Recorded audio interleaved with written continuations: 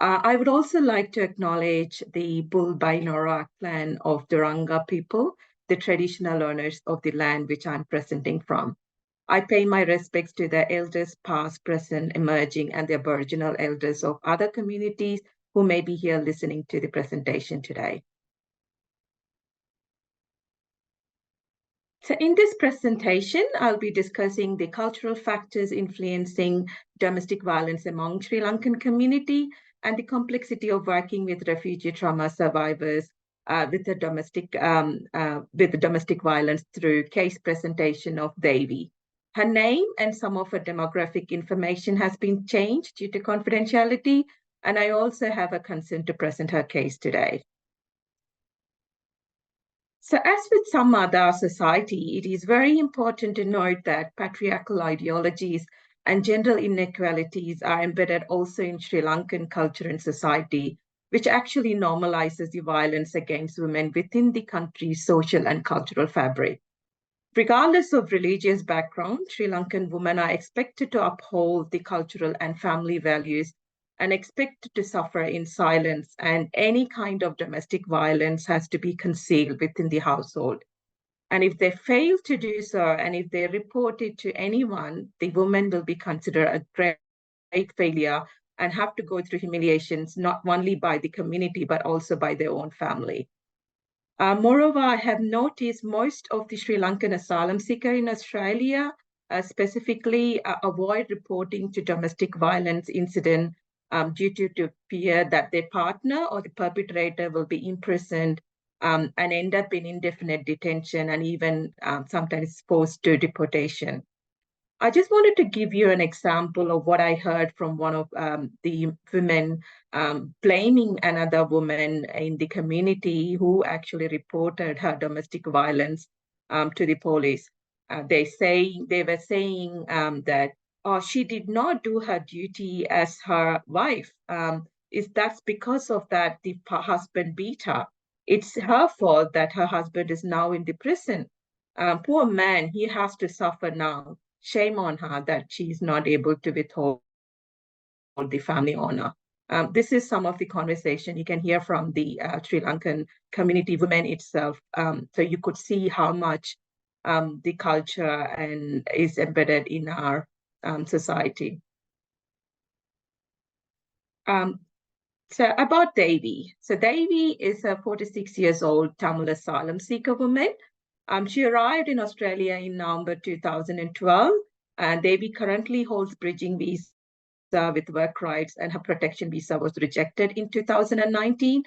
She applied for Safe Haven Enterprise visa as a family. However, she's still waiting for the interview for that. Currently, she has applied for IOM to voluntarily returning back to Sri Lanka. Devi was previously seen by two of the START's counsellor, first in 2018 and in 2019 to 2020.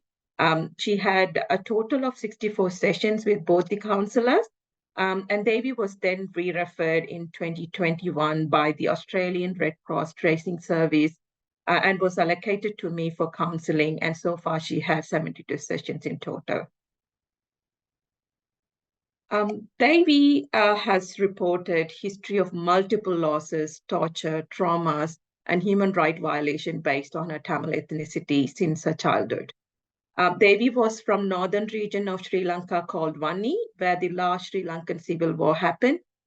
She was exposed to several violence and attacks which happened between the Sri Lankan government and Tamil rebel group, which is called Liberation Tiger of Tamil Eelam, LTTE, over 3 decades. Devi reported that she has never able to school due to the war, and she needed to constantly run and hide under the bunker, which is actually an underground human-made cave, in order to save herself from shell bombing and the militants' attack. Due to the Sri Lankan war and unsafe circumstances, she entered an arranged marriage in a very young age, at 14 years of old, to her relative, who was over 12 years older than her.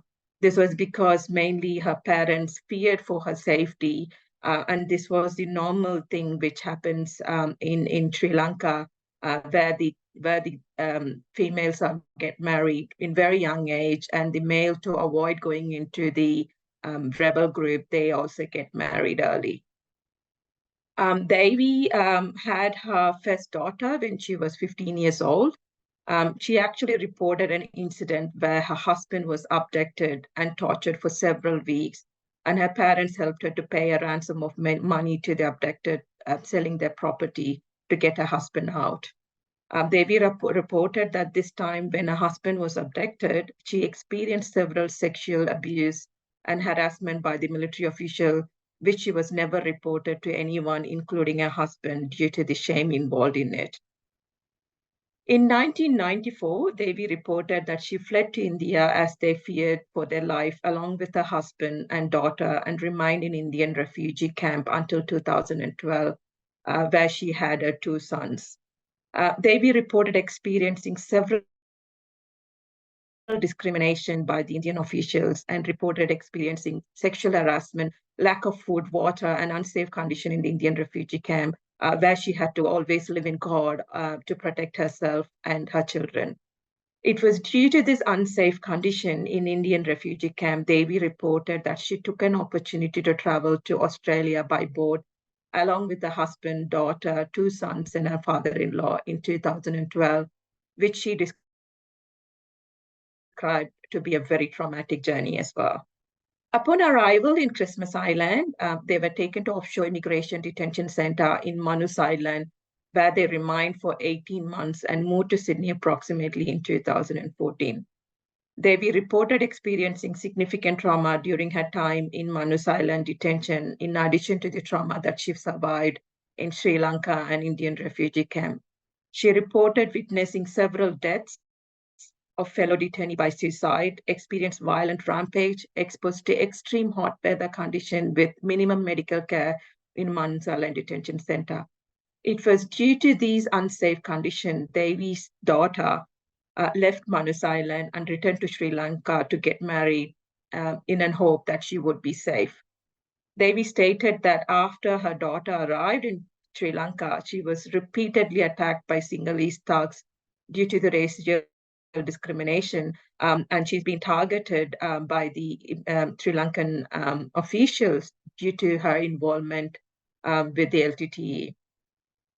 As a result, Devi's daughter decided to flee Sri Lanka with her daughter. At that time, she was 2 years old, and her husband and few other family members to India, and took a boat that was going to New Zealand in 2019. The last time Devi spoke with her daughter was before she was boarding the boat to New Zealand from India. Since then, she has never heard whether she's alive or whether she's been there or not. And she was actually connected with Red Cross Tracing Service for last 5 years, who re-referred Devi to STARTS. In 2021, while Devi was receiving treatment from me, she reported that she left her house as she was experiencing verbal abuse by her alcoholic husband. Devi reported that husband started drinking while he was in Indian refugee camp, mainly as a self-medication for his trauma. However, at that time, she had a daughter who always supported her and protected her whenever her husband was abusive. Since her daughter went missing, her husband been drinking heavily every day and become extremely abusive towards to Devi, to an extent where she become suicidal. With the help of a family friend, she actually decided to get separated from her husband and left the home and lived with this friend since then.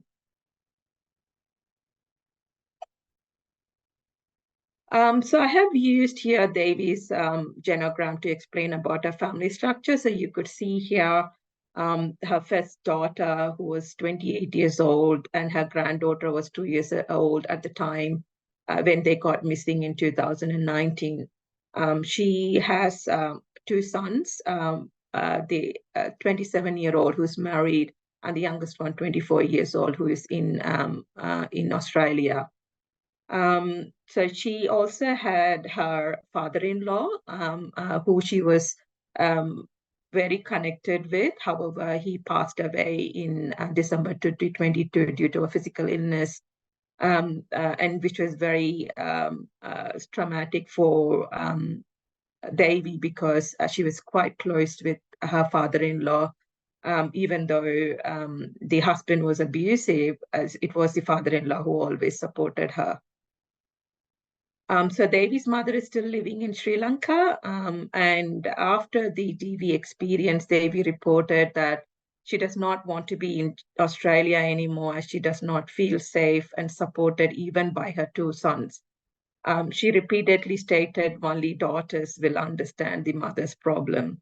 Since then, she was having confused thoughts of wanting to go back to Sri Lanka to her mother, hoping that she could support her and will be able to find a daughter.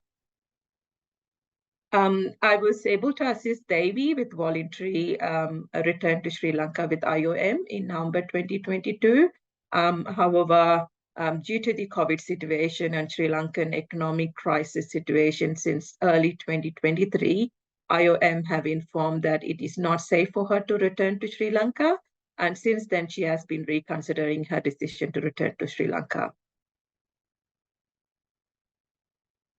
START's usual formulation is very complex, and it involves to account several factors as shown in this model, as stated by Jorge Aroshi and Mariana Coelho. How these factors interact with each other helps in understanding Devi's presentation. Let's now look at the complexity of stresses and challenges that are going on for Devi's life here in Australia.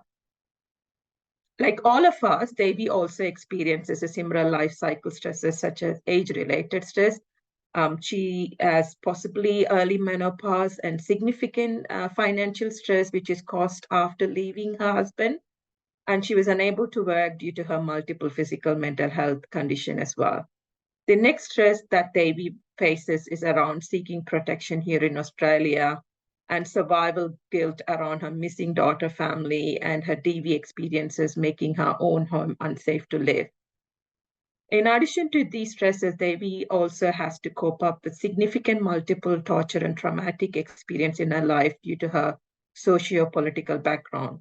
On top of that, she also faces several stresses, such as living in limbo in an environment where refugees are not welcome, and shame and humiliations by community, which is associated with the separation from her husband.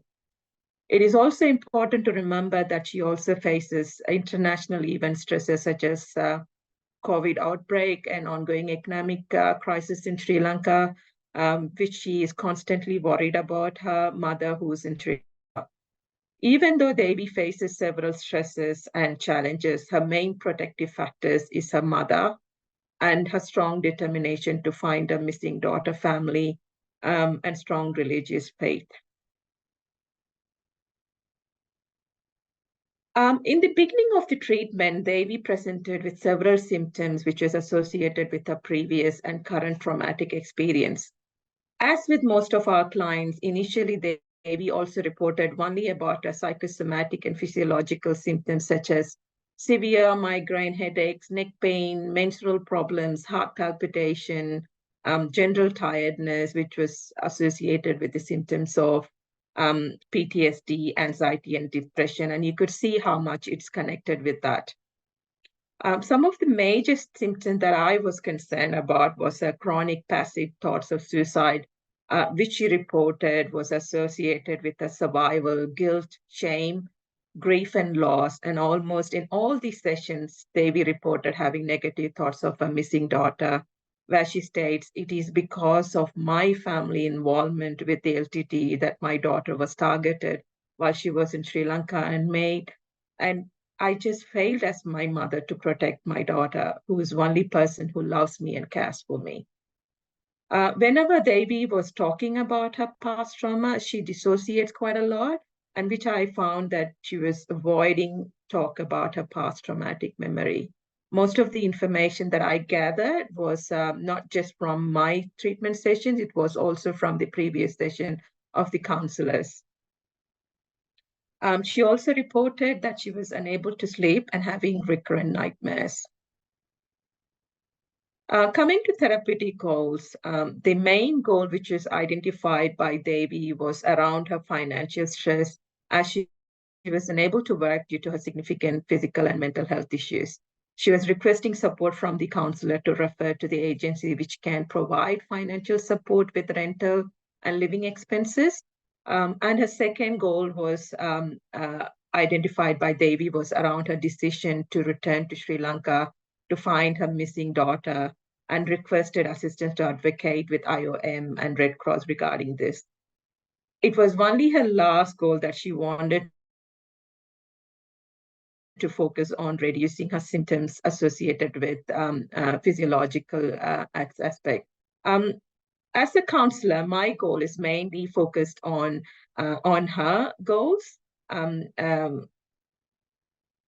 it was sorry, I just quickly sorry. My goal was mainly is to protect is focused on her goals by creating safe place for Devi to develop therapeutic relationship. I also wanted to work on reducing her PTSD, anxiety, and depression symptoms, specifically focusing on her survival guilt, shame, grief, and loss associated with her daughter's missing. And I also wanted to focus on providing Devi support and reduce her social isolation, thereby to help her with the self-esteem. Lastly, I wanted to focus on supporting Devi to reflect on her future goals with realistic expectation. Coming to therapeutic intervention, the first thing that we do with all our clients is to create a safe place for the client to build a therapeutic relationship.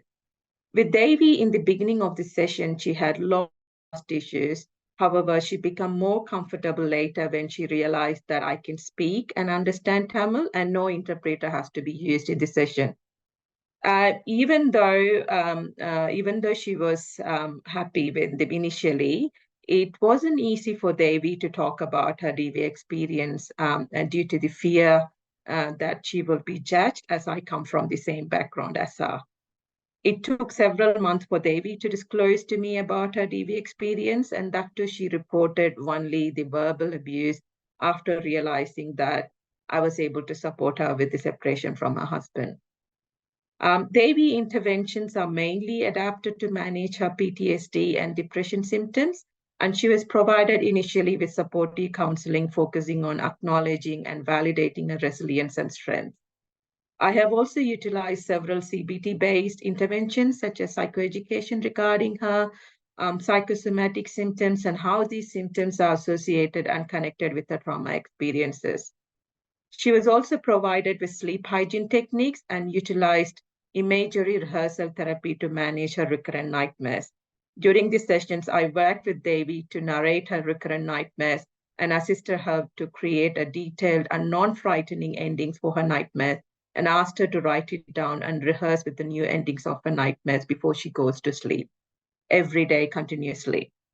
It took almost 5 weeks for her to practice. Now it has become her routine habit. Devi was also provided with mindfulness and grounding exercise to manage her dissociation and panic attacks. Even though mindfulness is richly embedded in her Hindu culture, Devi is not familiar with it. She was quite disconnected from her religious culture, complex trauma experiences, and multiple displacement of moving around to different places. However, by introducing some of the mindfulness meditation and breathing techniques, Devi was able to slowly reconnect with her religious faith with positive conversation, exploring during the sessions. She was also provided with START's progressive muscle relaxation series in Tamil, which she was familiar with as we do it every week during the community development group to manage some of her psychosomatic symptoms. I've also used cognitive restructuring involving in reflecting and challenging Devi's negative thoughts around her missing daughter and her future, thereby reducing her anxiety and explore realistic expectation of her life. For example, when Red Cross excited her from her daughter's missing case in 2022, Devi became extremely anxious and completely filled with negative thoughts. she said, I don't want to live anymore. I don't have any future. What's the point of living? And I was able to manage the anxiety by getting the Red Cross tracing unit to provide her with information why they actually exited her from the service. And they actually clearly provided that they exited her from the service mainly because they were not able to find the boat when the boat actually deported. And that doesn't mean that the family is not living in anymore. Devi was able to reflect on her thoughts and was saying that maybe they're still in India and maybe they never left. And maybe I can go, if I go to India, I would be able to find them. So when Devi disclosed about her DV issues and separation, she was provided with various interventions focusing on creating safety for Devi in a non-judgmental way. She was provided with psychoeducation using DV Cycle, mainly to explore the safety for her. Initially, she never reported any physical abuse, and she only reported the verbal abuse. And she doesn't want to make any complaint to the post, never lodged any complaint, mainly because she fears of retaliation of her husband. And she always says that, it was only verbal. I can't take this verbal abuse anymore. I just wanted to leave. Once I separate from him, then he will realize my importance. And that's one of the decisions she made, to leave him. In order to develop a trust with Devi, she was provided with various physical assistance and case management by liaising with her Red Cross caseworker regarding the domestic violence emergency relief funding with rent and living expenses. She was also referred to status resolution support service with Life Without Barriers. This is a financial service as well, and the case management service, and provided her with psychological assessment report detailing her capacity to work. She was also referred internally to start Sri Lankan Tamil Asylum Seekers Women's Community-based clinical group, which was facilitated by myself to help her with social isolations. Coming to treatment outcomes, so Devi reported that her sleep has improved and nightmare has reduced quite a lot. Initially, Devi was very much reluctant to attend the community group due to the trust issues and fear of being judged by the other ladies in the group. However, Devi was gradually able to make friends with the group ladies and started to attending the group regularly. She reported that it helped her with her social isolation and also improved her self-esteem quite a lot, because these groups are provided with a lot of skills-based training. And also, she was also provided with the information about the domestic violence, women's health, and it was quite empowering for the ladies. And she actually stated that, it's that 4 hours of my time in the community development program. I was very happy, and I never think about anything during that time. Devi was also able to explore positive aspects and gain clarity in her decision to return to Sri Lanka, and hope to get support from a mother and family in India to find a missing daughter. Generally, Devi reported that she was able to function much better. Thank you very much for listening to my presentation today, and hope you have the rest of the evening well. Thank you.